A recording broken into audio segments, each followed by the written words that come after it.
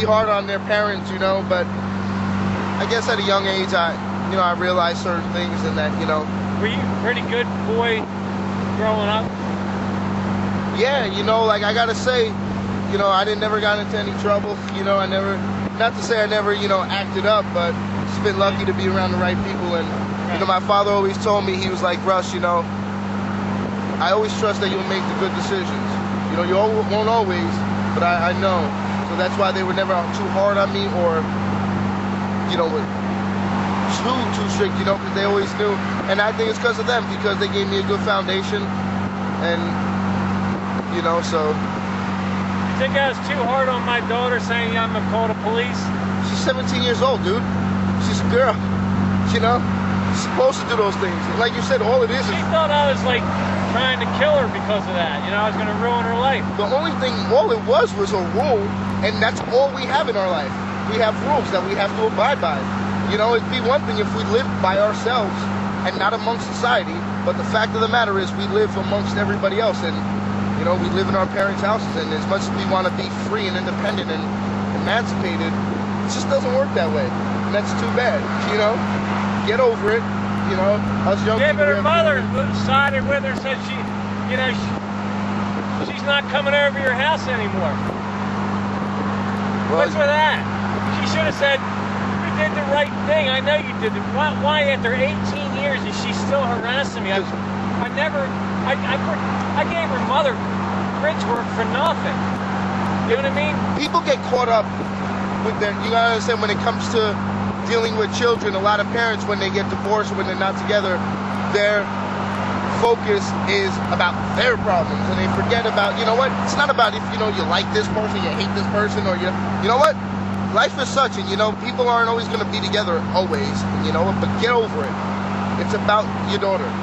Stop making it be about yourself, that relationship she had with you. Yeah, when I had my open heart surgery, she didn't come see me at the hospital. Now, what about her mother, who should know the right thing to do is to say, what are you doing? Get your butt over there. Yeah, she's not doing the right thing either. Because she's caught up with her own issues with you. Instead of focusing on what's she's right. Married.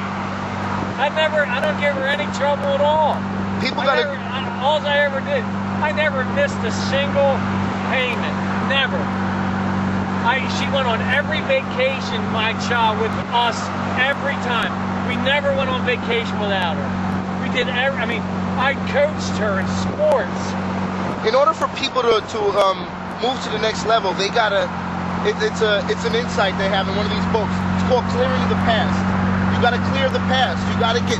Basically, they're telling you gotta get over those things that happened in the past, or you'll never be able to move forward. You know, so it seems like the baby, your daughter's mother, is caught up with those things, and it's never gonna change. Hold on one second, Matthew. Guys, everybody, I'm in the MG right now on the highway.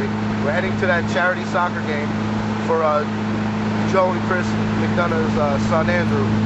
And as you know, I'm with Dr. Dan, and we're here in the MG. It's a classic.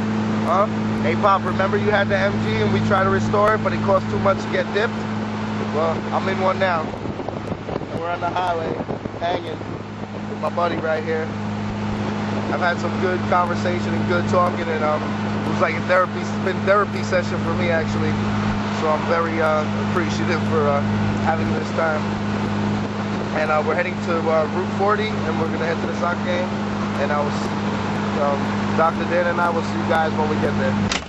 All right, we're at Caravel Academy right now. Dr. Dan was honking heavy to make sure everybody saw the orange. Beeping the horn. Beeping the horn heavy. Here we are, face to face. A couple of silver spoons. Okay. Here we are. Remember, I told you, you guys know Joe McDonough and his son Andrew. See, pray for Andrew. Same thing I got here, B+. What up, what up? And if you guys check it out, all the way down there, you can see everybody wearing those shirts. The two teams, and these teams, they don't even, Andrew never played for either one, but they're doing